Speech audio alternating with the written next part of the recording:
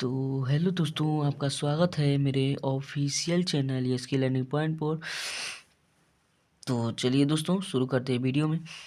तो दोस्तों हमने अगले पार्ट में क्वेश्चन 3 तक के क्वेश्चन को सभी हमने सॉल्व कर लिया था। हमें चौथे क्वेश्चन से शुरू करना था। तो चलिए दोस्तों शुरू करते हैं वीडियो को। देखिए चौथे क्वेश्चन का क्वेश्चन कह रहा है हमसे मोलल अवनमन स्थिरांक को परिभाषित कीजिए। यानी कि जो मोलल उन्नयन स्थिरांक होता है उसे हमें परिभाषित करना है तथा 25 ग्राम एथिलीन ग्लाइकाल यानी कि C2H6O2 के 300 ग्राम जल में बने जलीय विलयन के हिमांक की गणना करना है। हिमांक की हमें गणना करना है। जल के मोलल अवनमन स्थिरांक का मान हमें इसमें दे दिया है तथा जल का हिमांक भी दे दिया है। यानी कि हमें इसमें विलयन के हिमांक की गणना करनी है। तो चलिए दोस्तों शुरू करते हैं वीडियो को। तो चलिए दोस्तों इसे हम लोग लिखते हैं। देखिए दोस्तों दिया था हमें मोलल अवनमन स्थिरांक। तो दोस्तों जिसमें ये हमारा मोलल होता है, इसमें जो हमारा अवनमन होता है दोस्तों, अवनमन का मतलब होता है कमी। यानी कि किसी विलय की मात्रा में कमी को अवनमन कहते हैं। यानी कि अवनमन का मतलब कमी होता है और यदि अगर यहाँ पर उन्नयन होता है तो उन्नयन का मतलब वृद्धि होता है। तो चलिए दोस्तों इसे हम लोग लिखते हैं। देखिए क्या होगा, किसी विलेय की यानी कि मान लीजिए कोई विलेय है, उसकी विलेय में 1 मोल को विलायक के 1000 ग्राम में घोलने पर, यानी कि मान लीजिए एक विलेय है जो हमारा 1 मोल है। यानी कि मेरा कोई विलेय है, मान लीजिए कि मेरा एक विलेय है जिसका वो कितना है, तो जो हमारा विलेय है वो 1 मोल है और उसे 1000 यानी कि 1 लीटर विलायक में, यानी कि 1 लीटर विलायक में जब उसे घोलते हैं तो जो घोलने से जो उसके हिमांक में इसके हिमांक में अवनमन या कमी होती है उसे ही मोलल अवनमन स्थिरांक कहते हैं। यानी कि मान लीजिए ये हमारा एक विलेय है, यानी कि मान लीजिए ये हमारा विलायक है, ये हमारा विलायक है। इसमें हमने विलेय को घोला है। मान लीजिए यहाँ पर इसमें हमारा विलेय है जिसे मैंने इसमें घोला है। तो ये जो हमारे विलेय है इसमें वो हमारा 1 मोल है, जबकि ये जो हमारा विलायक है ये 1 लीटर है। यानी कि 1 लीटर है। ये हमारा जो विलायक है पूरा ये 1 लीटर है और जो इसमें मैंने विलेय को घोला है वो 1 मोल है। तो जब इन दोनों को घोलते हैं तो इनको घोलने पर जो हमारे हिमांक में यानी जो हमारा फ्रीजिंग पॉइंट होता है, जो उसमें कमी आती है, जो फ्रीजिंग पॉइंट यानी कि जो हिमांक होता है उसमें जो कमी आती है या जो उसमें अवनमन होता है उसे ही मोलल उन्नयन स्थिरांक कहते हैं। यही हमारा मोलल उन्नयन उन्नयन कर रहे हैं अवनमन स्थिरांक होता है। यही हमारा ये मोलल अवनमन स्थिरांक होता है दोस्तों। चलिए इसमें हम जो हमारा क्वेश्चन दिया है उसे हम लोग सॉल्व करते हैं। अब देखिए दोस्तों इसमें अब क्या कह रहा है 25 ग्राम यानी कि 25 ग्राम एथिलीन ग्लाइकाल के 300 यानी कि 300 ग्राम जल में बने जलीय विलयन के हिमांक की गणना कीजिए। जल के मोलल अवनमन स्थिरांक का मान हमें दिया है 1.86 केल्विन केजी प्रति मोल दिया है तथा जल का हिमांक हमें 273 यानी कि 273.15 केल्विन दिया है। तो चलिए दोस्तों हमें इसमें जो जो दिया है पहले हम लोग लिख लेते हैं। तो लिखेंगे यहाँ पर लिखेंगे सॉल्व, लिखेंगे दिया है। इसमें देखिए दोस्तों हमें क्या क्या दिया है। तो इसमें देखिए हमें दिया है 25 ग्राम एथिलीन ग्लाइकाल, यानी कि 25 ग्राम जो हमारा एथिलीन ग्लाइकाल है ये हमारा विलेय है। यानी कि विलायक में घोला जा रहा है, यानी कि उस विलायक में घोला जा रहा है। यानी कि जो 25 ग्राम है वो हमारा विलेय का भार, विलेय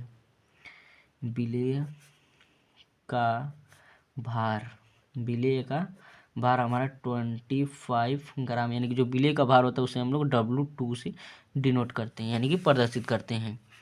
हमारा विलेय का भार यानी कि जो इसमें विलेय है हमारा, देखिए विलेय का नाम हमें दिया है, विलेय का नाम हमारा एथिलीन ग्लाइकाल है यानी कि C2H6O5।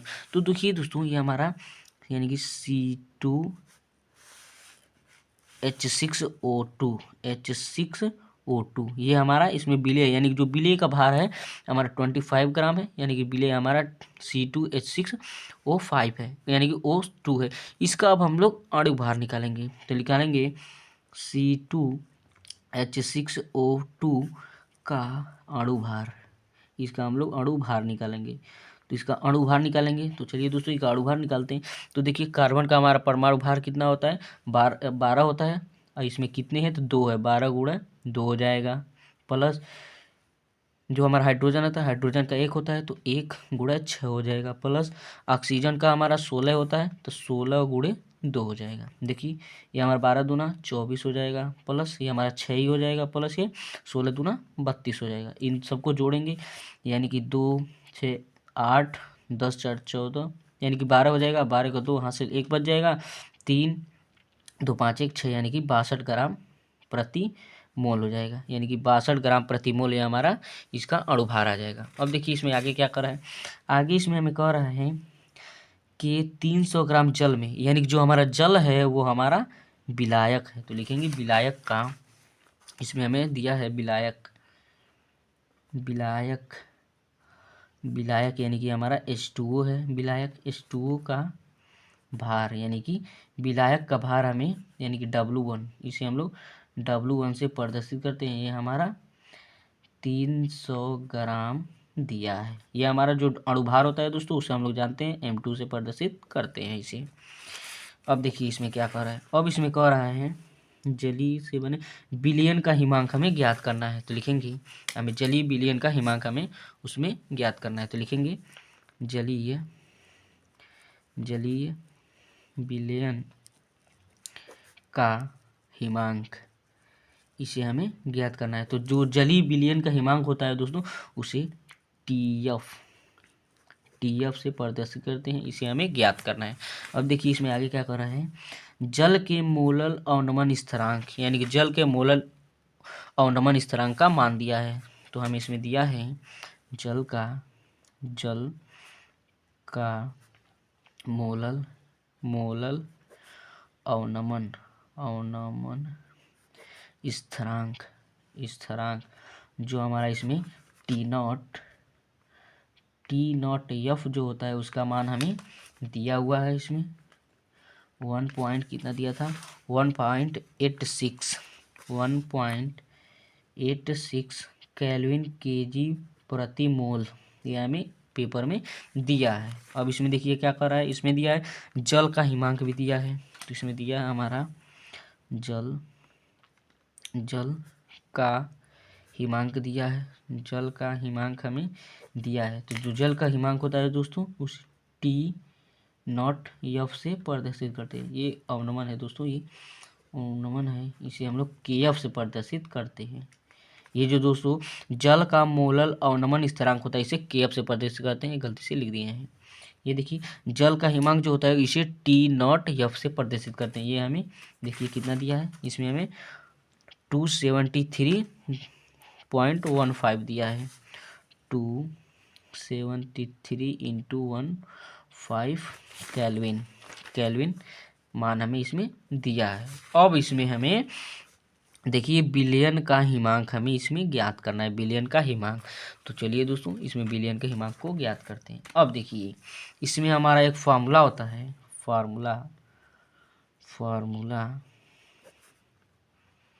फार्मूला वाला होता है डेल टी एफ बराबर T0F माइनस TF, ये हमारा दोस्तों फार्मूला होता है, यही हमारा इसमें फार्मूला होता है, जहाँ ये हमारा जो होता है ये हमारा डेल TF जो होता है हमारा हिमांक में अवनमन,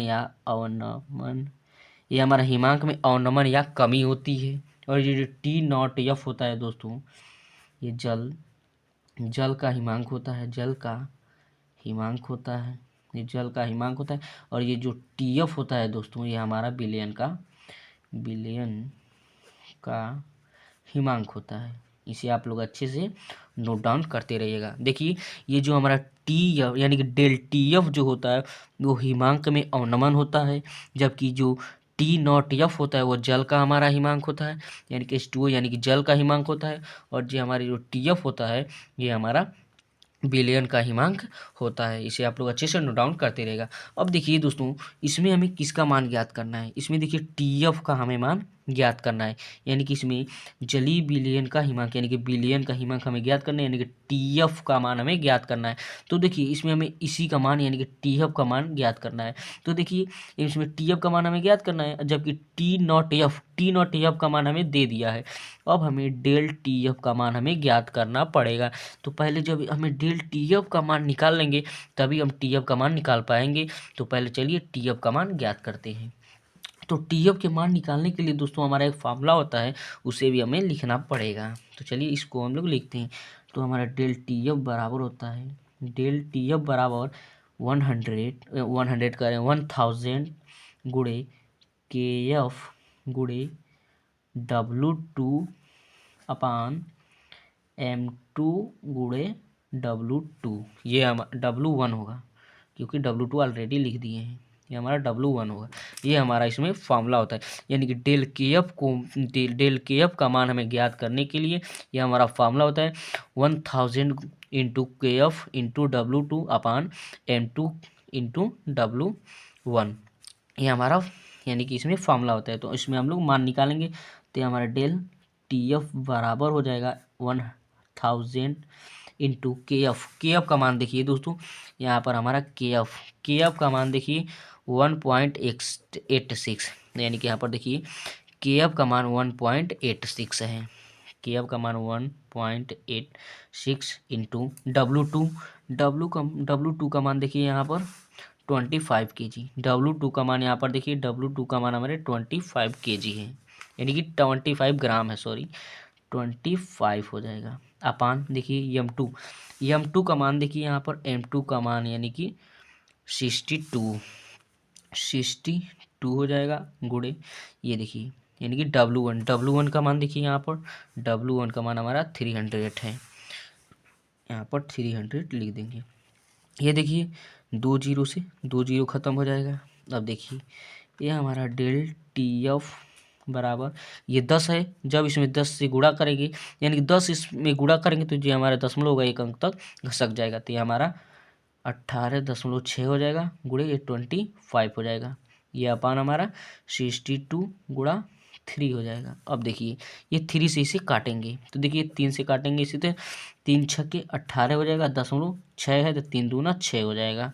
ये 62 से 62 खत्म हो जाएगा। देखिए 62 से 62 खत्म हो जाएगा, तो ये हमारा दशमलव है, तो ये हमारा 0.1 हो जाएगा। तो डेल TF देखिए हमारा बचा क्या क्या, तो ये हमारा बचा 0.1 गुणे 25, ये बचा। आप लोगों को यहाँ पर आशा करता हूँ समझ में आया होगा। देखिए यहाँ पर 18.6 था, तो 3 से हमने काटा है, 3 छक्के 18 दशमलव 3 दूना 6, यानी कि 6.2 बार में कटा है। अब ये हमारा नीचे 62 था और ऊपर 6.2 था, तो इसे हमने काट दिया है, और ये दशमलव था तो दशमलव की वजह से 0.1 बार में कटा है। अब देखिए 0.1 बच गया, 25 बच गया। जब इसका इसमें गुणा करेंगे एक में ही, तो ये दशमलव यानी कि एक अंक तक दशमलव लग जाएगा, यानी कि TF का मान हमारा 2.5 केल्विन आ जाएगा। ये देखिए ये हमारा इसका मान हो जाएगा, यानी कि इसमें हमारा TF का मान आ गया दोस्तों। देखिए इसमें TF का मान हमें आ गया है। देखिए यहाँ पर हमारा फार्मूला था डेल TF बराबर T0F माइनस TF, ये हमारा फार्मूला था। अब देखिए डेल TF का मान आ गया है, अब हमें यहाँ पर उसका मान हम लोग निकाल देते हैं। देखिए यहाँ पर हमारा फार्मूला था डेल TF बराबर T0F माइनस TF, ये हमारा फार्मूला था। अब इसी फार्मूला में अपने मान को रख देंगे, हमारा आंसर आ जाएगा। अब देखिए डेल TF का मान 2.5 आया है, 2.5 बराबर डेल टी नॉट का मान देखिए यहाँ पर दिया है 273 इंटू यानी कि 0.15 मान दिया है हमें, यानी कि 273 यानी कि 273.15 मान दिया है माइनस TF, इसका मान हमें ज्ञात करना है। अब देखिए क्या होगा, ये माइनस TF है, इधर इसे भेज देंगे, तो ये यानी कि 2.5 माइनस 273.515 माइनस बराबर माइनस TF हो जाएगा। अब देखिए इसमें से घटाएंगे, ये बड़ा है माइनस है और ये प्लस का है, तो इसमें से घटाएंगे तो 2.5 को कटा देंगे तो ये हमारे 270 यानी कि माइनस का 270, क्योंकि ये माइनस वाला बड़ा है और ये छोटा है, -217.1.5 ये हमारा इसमें यानी कि 65 बचेगा। 65 इन दोनों में से घटाएंगे तो ये हमारा 270 यानी 206 यानी कि 70.65 बचेगा, बराबर ये -TF हो जाएगा। तो ये माइनस से माइनस खत्म हो जाएगा, तो हमारा जो TF का मान आ गया 270.65 केल्विन, ये हमारा इसका मान हो जाएगा दोस्तों। यही हमारा इसका आंसर हो जाएगा, यानी कि हमें इसमें जो ज्ञात करना था यही हमारा इसका आंसर है। तो लास्ट में इसे हम लोग लिख देंगे दोस्तों। तो लिखेंगे जलीय, यहाँ पर लिख देंगे जलीय विलयन का हिमांक बराबर 270.65 केल्विन, ये हमारा इसका आंसर हो जाएगा। तो आशा करता हूँ दोस्तों आपको ये वीडियो अच्छा से समझ में आएगा, ये आपको सवाल अच्छे से समझ में आएगा। चलिए दोस्तों अगला क्वेश्चन देखते हैं। अब देखिए दोस्तों इसमें हमें अगला क्वेश्चन क्या कर रहा है। अगला क्वेश्चन देखिए क्वेश्चन कह रहा है पहला, कोलराउस के नियम को समझाइए तथा इसके अनुप्रयोगों को लिखिए। तो ये दोस्तों हमने आपको अगले वीडियो में कराया था, देखिए आपको दिखा देते हैं कोलराउस के नियम को। देखिए यहाँ पर देखिए दोस्तों, यहाँ पर मैंने आपको उसका सवाल को कराया है, कोलराउस का नियम का उल्लेख कीजिए तथा इनके अनुप्रयोगों को लिखिए। यानी कि कोलराउस के नियम को उल्लेख करना है तथा इनके अनुप्रयोगों को लिखना है। इसमें हमने आपको वीडियो में यानी कि सेट नंबर 5 में करा चुका हूँ, इसे आप लोग अच्छे से देख लीजिएगा। अभी अगला क्वेश्चन इसमें देखिए क्या कह रहा है। अगला क्वेश्चन इसमें दूसरा इसका कह रहा है, किसी वैद्युत अपघट्ट के विलयन की मोलर चालकता को परिभाषित कीजिए। यानी कि किसी विद्युत अपघट्ट के विलयन की मोलरता यानी कि मोलर चालकता को परिभाषित करना है। तो चलिए दोस्तों इसे हम लोग सब परिभाषित करते हैं। तो देखिए ये हमारे मोलर चालकता है, मोलर चालकता को हमें परिभाषित करना है, तो लिखेंगे मोलर चालकता। तो चलिए दोस्तों इसे हम लोग लिखते हैं, लिखेंगे यदि विलयन में यानी कि मान लीजिए कोई विलयन है, उस विलयन में इलेक्ट्रोडों के बीच की दूरी 1 सेंटीमीटर, यानी कि मान लीजिए कोई हमारा एक विलयन है, उस विलयन में जो हमारा इलेक्ट्रोड है दोस्तों, उस इलेक्ट्रोडों के बीच की दूरी जो उस इलेक्ट्रोडों के बीच की दूरी है वो 1 सेंटीमीटर तथा अनुप्रस्थ काट का क्षेत्रफल यानी कि 1 वर्ग सेंटीमीटर हो, तो विलयन में 1 मोल विद्युत अपघट्ट को घोलने पर उत्पन्न समस्त आयनों द्वारा प्रदत्त चालकता को मोलर चालकता कहते हैं। इसे लैम्डा एम से प्रदर्शित करते हैं। यानी कि यदि विलयन में मान लीजिए कोई विलयन है, उस विलयन में जो हमारा इलेक्ट्रोड है उस इलेक्ट्रोडों के मध्य यानी कि मान लीजिए एक से अधिक इलेक्ट्रोड है, तो उन इलेक्ट्रोडों को जो मध्य यानी कि उनके बीच दूरी यानी कि उन दोनों को बीच की दूरी जो हमारा 1 सेंटीमीटर हो तथा अनुप्रस्थ काट का जो क्षेत्रफल है वो 1 वर्ग सेंटीमीटर स्क्वायर हो, यानी कि 1 वर्ग सेंटीमीटर हो, तो विलयन में यानी कि जो उस विलयन है उस विलयन में 1 मोल यानी कि 1 मोल विद्युत अपघट्ट को घोलने पर यानी कि उस विलयन में 1 मोल अपघट्ट को विद्युत अपघट्ट को घोलने पर उत्पन्न समस्त आयनों द्वारा प्रदत्त जो चालकता प्राप्त होता है उसे ही मोलर चालकता कहते हैं। इसे डेल एम यानी कि डेल एम से प्रदर्शित करते हैं, डेल एम का है लैम्डा एम से प्रदर्शित करते हैं। यही हमारा इसका मोलर चालकता हो गया। ये हमारा दोस्तों वीडियो यानी कि ये हमारा क्वेश्चन खत्म हुआ। चलिए अगला क्वेश्चन देखते हैं। अगला क्वेश्चन देखिए क्वेश्चन क्या कर रहा है, अभिक्रिया की आणविकता तथा कोटि में अंतर स्पष्ट कीजिए। प्रदर्शित कीजिए कि प्रथम कोटि की अभिक्रिया के 3/4 पूर्ण होने में लगा समय उसकी अर्धायु का 2 गुना होता है। इस सवाल को भी मैं आपको अगले वीडियो में करा चुका हूँ, लेकिन देखिए ये जो दोस्तों ये हमारा सवाल दिया है किस प्रकार से बदला किया है यानी कि मॉडिफाई किया है। देखिए मैं आपको दिखाता हूँ, देखिए यानी कि ये क्वेश्चन था, क्या क्वेश्चन था मैं आपको दिखा रहा हूँ।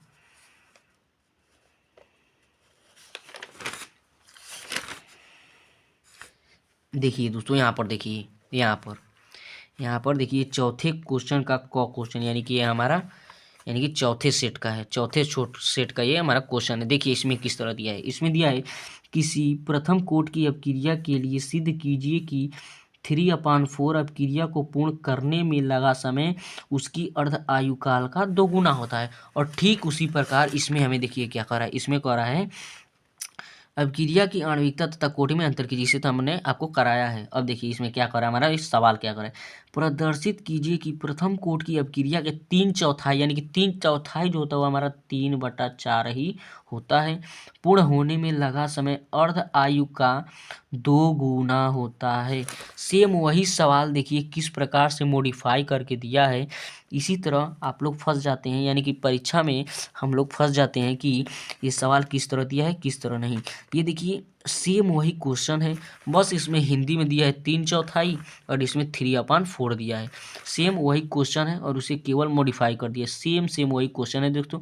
देखिए अर्ध आयु का 2 गुना होता है, सेम इसी प्रकार इसमें भी दिया है अर्ध आयुकाल का 2 गुना होता है। सेम क्वेश्चन है, उसे केवल मॉडिफाई करके दिया है। तो इसे आप लोग अच्छे से देख लीजिएगा क्योंकि इसमें मैंने वीडियो में कराया है चौथे सेट में।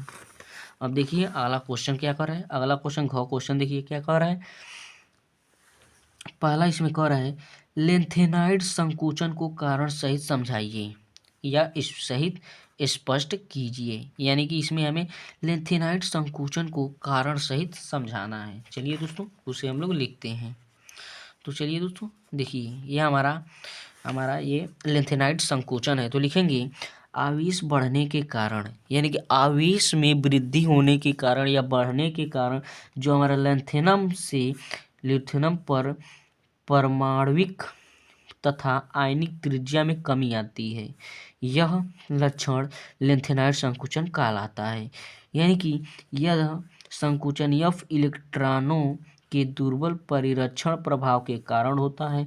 कम प्रभावी परिरक्षण प्रभाव नाभिक के आकर्षण बल को संतुलित नहीं कर पाता है, परिणाम स्वरूप नाभिकीय आकर्षण अधिक रहता है, अतः इन तत्वों के आकार में कमी आ जाती है। यही हमारा इसका कारण है।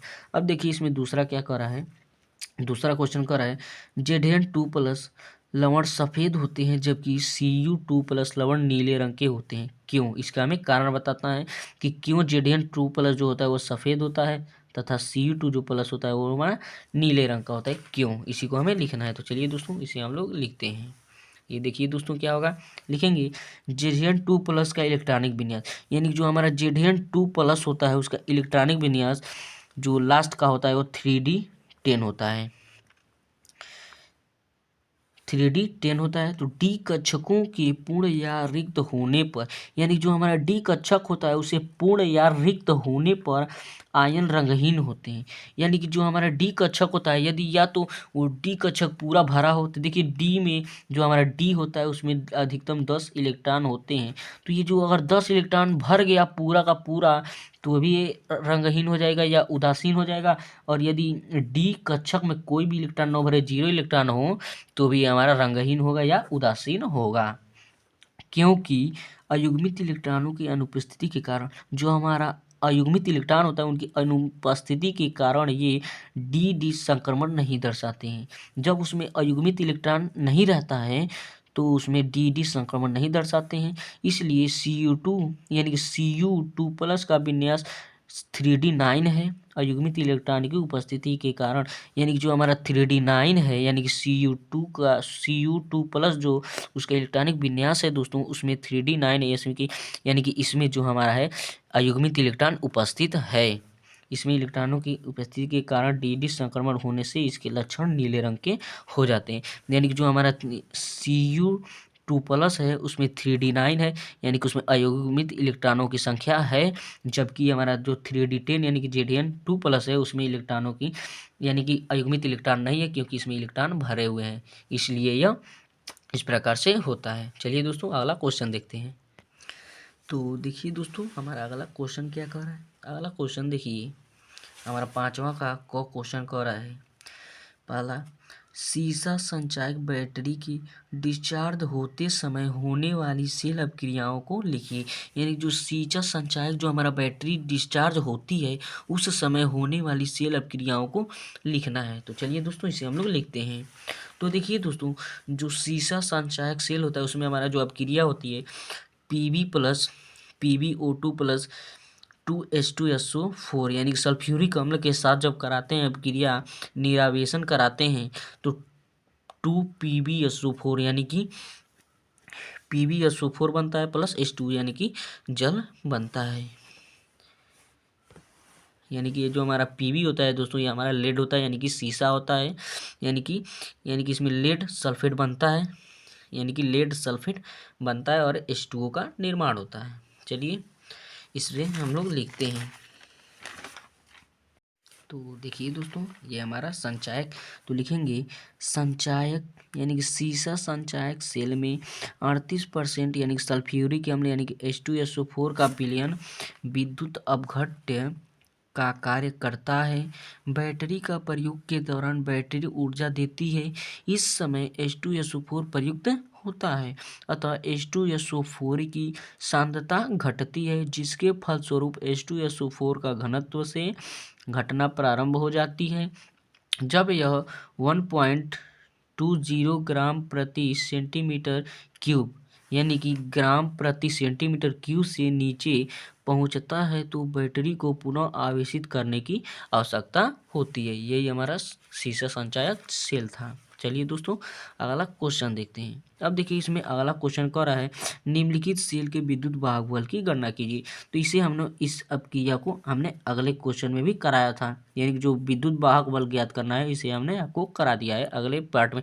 यानी कि इस बेस पर हमने कई सवाल को बताया, इसे आप लोग कर लीजिएगा। बहुत ही आसान होता है, इसमें हमें केवल फार्मूला लगाना होता है। यानी कि इसमें जो हमारा यानी कि विद्युत वाहक बल है इसकी हमें केवल गणना करना होता है, इसे हमें निकालना होता है।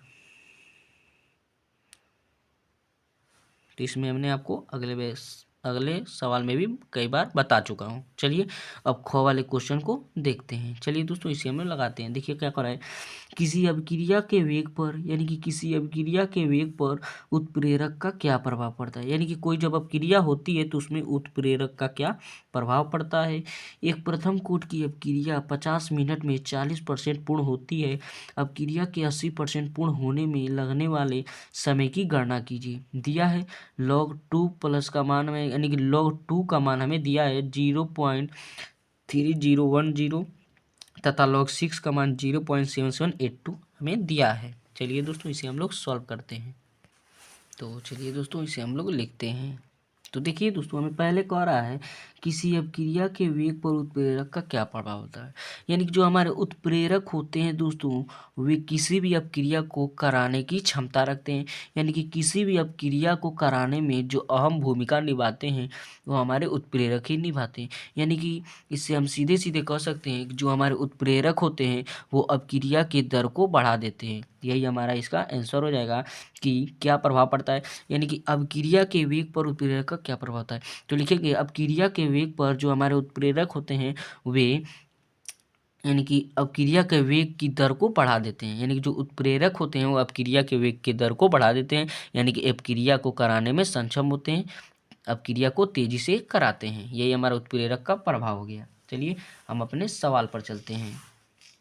तो देखिए दोस्तों इस प्रकार के सवाल भी हमने आपको अगले वीडियो में भी कराया था। चलिए इसे भी हम लोग करा देते हैं।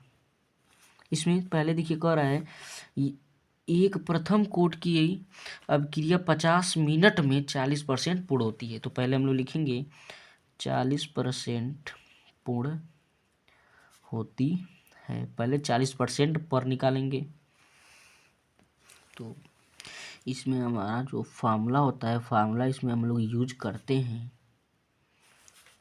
के बराबर हमारा 2.303/T log A/A-x। यही हमारा इसमें फार्मूला आता है दोस्तों। हमने आपको अगले वीडियो में भी इसे कराया था। अब देखिए इसमें क्या होता है। इसमें के बराबर हो जाएगा के बराबर 2.303, ये हमारा यही हो ही जाता है।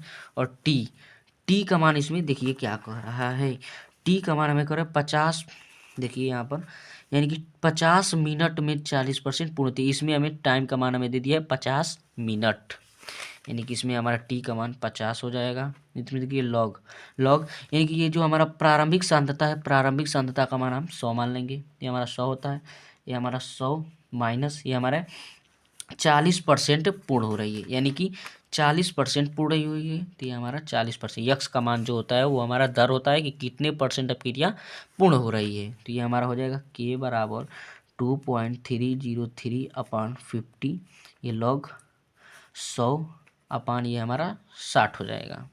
अब देखिए के बराबर हो जाएगा 2.303 अपान 50 लॉग, इसे हम लोग काट देंगे, तो ये हमारा यानी कि 10/6 हो जाएगा, 10/6। हमने आपको अगले वीडियो में भी हमने इस सूत्र को लिखाया था, लॉग यम अपान एन बराबर हमारा फॉर्मूला होता है लॉग यम माइनस लॉग एन, ये हमारा फॉर्मूला है। तो दोस्तों यही फॉर्मूला को इस पर हम लोग लगा देंगे, तो लिखेंगे के बराबर 2.303 अपान 50 लॉग 10 माइनस लॉग 6, यानी कि लॉग एम का मान 10 और लॉग एन यानी कि 6, ये हमारा।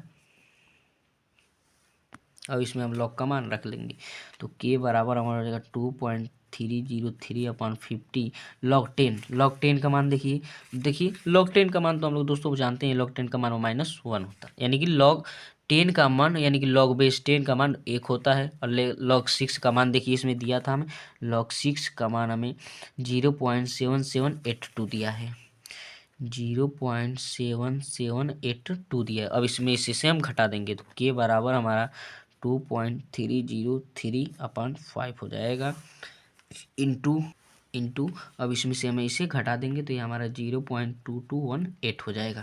इसे हम लोग समीकरण 1 मान लेंगे। अब देखिए इसमें क्या कर रहा है, अब कर रहा है, अब क्रिया के 80% पूर्ण होने पर लगने वाले जो समय लग रहा है उसकी हमें गणना करना है। तो लिखेंगे 80% पूर्ण होने पर, यानी कि 80% पर पूर्ण होने पर। अब इसमें भी हम फार्मूला लगाएंगे, तो के बराबर हो जाएगा 2.303 अपान के लॉग ए अपान ए माइनस एक्स, ये हमारा फार्मूला हो जाएगा। तो के बराबर यहाँ पर टी हो जाएगा, टी हो जाएगा यहाँ पर, लॉग बराबर यानी कि के बराबर 2.303। इसमें देखिए टी का मान हमें पूछा है, देखिए इसमें कह रहा है कितने समय लगने वाले समय की गणना कीजिए, इसमें हमें समय का गणना करना है, यानी कि टी का मान हमें नहीं दिया है, टी का मान हमें इसमें ज्ञात करना है। अब देखिए लॉग ए का मान 100, यानी कि प्रारंभिक सांद्रता, ये 100 माइनस ये 80% अपक्रिया पूर्ण हो रही है, देखिए 80% अपक्रिया पूर्ण हो रही है, ये हमारा 80% के लिए हो जाएगा। तो इसमें अब इसी प्रकार से हम इसमें यहीं पर सॉल्व कर देते हैं दोस्तों, बगल में ही देखिए, अगर बगल में इसे हम लोग सॉल्व कर देते हैं, तो देखिए हमारा क्या हो जाएगा, तो हमारा यहाँ पर के बराबर हो जाएगा, के बराबर 2.303 अपान टी था, टी हो जाएगा। और ये देखिए लॉग ये हमारा 100 है, और 100 में से 80 घटा देंगे तो 20 बच जाएगा, यानी कि लॉग 100/20 हो जाएगा। अब इसे हम लोग काट देंगे, यानी कि 0 से 0 खत्म हो जाएगा, तो के बराबर 2.303 अपान टी लॉग 10/2 हो गया। सेम इसी प्रकार इसमें भी जिस पर फार्मूला लगाए थे उसमें भी लगा देंगे, तो के बराबर 2.303 अपान टी, ये हमारा लॉग 10 माइनस लॉग 2 हो जाएगा। तो के बराबर 2.303 अपान टी, लॉग 10 का मान हमारा 1 होता है, माइनस लॉग 2 का मान इसमें देखिए दिया है, लॉग 2 का मान 0.3010 इसमें हमें मान दिया है, तो 0.3010 इसमें हमें मान दिया है। तो के बराबर इसमें हमारा हो जाएगा 2.303 अपान टी गुणे, अब इन दोनों से घटा देंगे तो हमारा 0.699 हो जाएगा, ये हमारा समीकरण 2 हो जाएगा। लिखेंगे समीकरण 1 तथा 2 से, तो तो देखिए समीकरण 2 हमारा इस प्रकार से आया है और समीकरण 1 देखिए यहाँ पर आया है। समीकरण 1 ये हमारा आया है और ये समीकरण 2 हमारा आया है। तो लिखेंगे समीकरण 1 तथा 2 से। तो समीकरण 1 है 2.303/50 दिया है गुणे 0.2218 आया है, बराबर ये हमारा सेकेंड आया है 2.303/T, क्योंकि इसका टी का मान हमें ज्ञात करना था। अब गुणे 0.699। अब इसे ही हमें सोल्व करना है, इससे ये ख़त्म हो जाएगा। अब ये देखिए क्या बचा 0.2218/50 हो जाएगा, बराबर ये हमारा 0.699/T बच गया। अब देखिए इसे हम लोग क्या करेंगे, इसे हम लोग सॉल्व करेंगे। इसका इसमें गुणा कर दीजिए, इसका इसमें गुणा कर दीजिए, तो हमारा टी जी गुणे 0.22818 हो जाएगा, बराबर ये हमारा 0.699 यानी गुणे 50 हो जाएगा। अब इसमें गुणा करेंगे तो ये हमारा टी गुणे 0.2218 हो जाएगा, बराबर अब इसका आपस में गुणा करेंगे। जब इसका आपस में गुणा करेंगे तो दोस्तों तो ये हमारा 14.05 आ जाएगा। अब देखिए तो टी बराबर हमारा 14.05/0.2218 आ जाएगा। अब इससे हम लोग भाग देंगे। अब इन दोनों को आपस में भाग देंगे तो टी बराबर, अब देखिए इन दोनों को आपस में भाग देंगे तो टी बराबर, इन दोनों को जब आपस में भाग देंगे तो टी बराबर 66.8539। यही हमारा इसका आंसर है। तो टी बराबर लिख सकते हैं 66.85, यही हमारा इसका आंसर हो जाएगा। यही हमारा इसका आंसर हो जाएगा। इसमें हमारे समय का मतलब मिनट लिख देंगे, ये हमारा आंसर हो जाएगा। सॉरी दोस्तों, यहाँ पर देखिए मिस्टेक हो गया है, यहाँ पर 14 नहीं, यहाँ पर 14.05 मैंने लिख दिया, यहाँ पर 34.95 रहेगा। ये देखिए 34.95 रहेगा। अब इसको जब इससे हम लोग भाग देंगे तो हमारा यहाँ पर आंसर गलत आएगा, सॉरी। यहाँ पर टी बराबर हमारा 157.57 आएगा, यानी कि टी बराबर 157.57 मिनट, यही हमारा इसका आंसर आएगा। सॉरी दोस्तों, ये भूल चूक से हो गया है, यानी कि यहाँ पर 34 की जगह पर हमने 14 लिख दिया है। सॉरी दोस्तों, क्षमा कर चाहेंगे। अब देखिए हमारा आंसर 1 यानी कि 150 यानी कि 157.57 आंसर आया है मिनट में। तो जय हिंद। चलिए अगला क्वेश्चन देखते हैं। अब देखिए दोस्तों हमारा अगला क्वेश्चन क्वेश्चन क्या रहा है। पहला, उपसंयोजन यौगिक में आयनन समयोता तथा उपसंयोजन समयोता को सुधार सहित देखिए। इसमें इस वीडियो यानी इस क्वेश्चन को भी मैं अगले वीडियो में करा चुका हूँ। देखिए दिखा देता हूँ। देखिए यहाँ पर देखिए, यहाँ पर मैं आपको कराया हूँ। उपसंयोजन यौगिकों में आयनन समयोता तथा बंधनीय समयोता को उदाहरण सहित लिखिए, यानी कि सेट 5 में इसे हम लोग कराए हैं। यह मतलब क्वेश्चन को आपको कराया है। अब देखिए, अब इसमें हमें अगला क्वेश्चन इसमें क्या कर रहा है। अगला क्वेश्चन कर रहा है निम्नलिखित उपसंयोजन यौगिकों के IUPAC नाम लिखना है। इसमें हमें इसका IUPAC नाम लिखना है और इसका IUPAC नाम लिखना है। तो देखिए दोस्तों, इसका हम लोग IUPAC नाम लिखेंगे। तो पहले का IUPAC नाम लिखेंगे। देखिए इसका IUPAC नाम क्या होगा, यानी कि पहले का IUPAC नाम, तो पहला जो हमारा है इसका हमारा हो जाएगा डाईक्लोरिडो 20,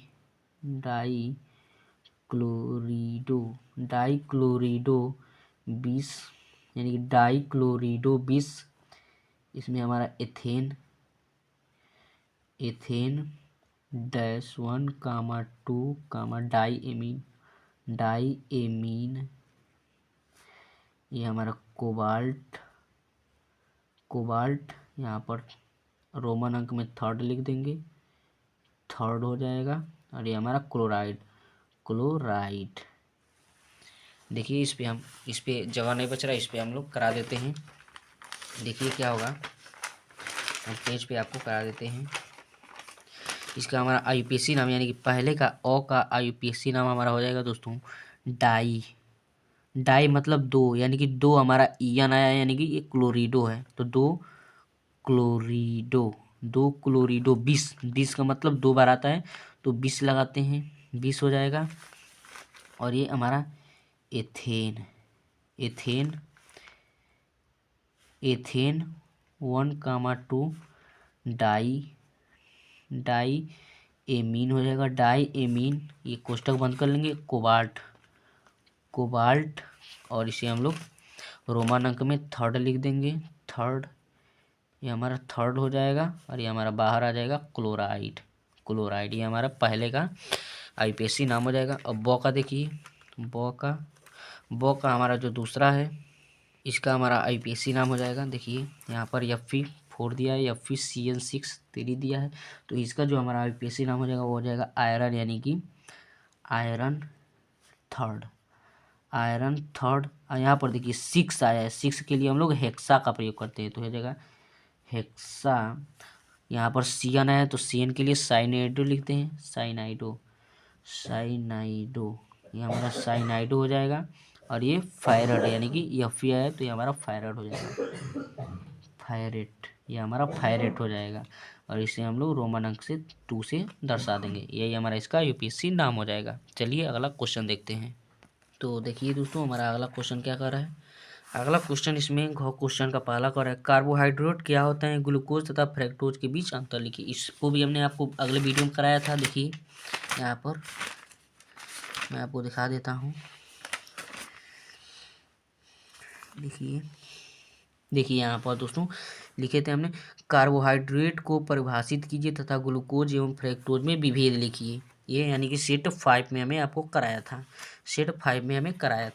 अब देखिए इसमें अगला क्वेश्चन हमें कह रहा है, विटामिन ए तथा सी के मुख्य स्रोत तथा इनमें से होने वाले रोगों के बारे में लिखिए। यानी कि विटामिन ए और सी के मुख्य स्रोत लिखना है और इसमें कमी से होने वाले रोग, इसको भी मैंने करा दिया है सेट 1 में। देखिए सेट 1 में देखिए यहाँ पर निम्नलिखित विटामिन के स्रोत तथा इन विटामिनों की कमी के कारण होने वाले रोगों का उल्लेख कीजिए। यानी कि विटामिन ए और विटामिन सी हमें पूछा है और हमने vitamin D, vitamin E, vitamin के का भी कराया है। तो ये हमारा दोस्तों ये हमारा क्वेश्चन खत्म हुआ है। 6वां और जो 7वां क्वेश्चन बच रहा है इसे हम लोग अगले क्वेश्चन में करेंगे। तो जय हिंद दोस्तों, मिलते हैं अगले वीडियो में। यदि आपको वीडियो अच्छा लगे तो चैनल को सब्सक्राइब करें तथा वीडियो को लाइक करें। जय हिंद, मिलते हैं अगले वीडियो में। आपका बोर्ड आ गया है दोस्तों, यानी कि 1 से 1.5 महीने का और समय है। आप लोग अच्छे से पढ़िए और अच्छे से रैंक लाइए।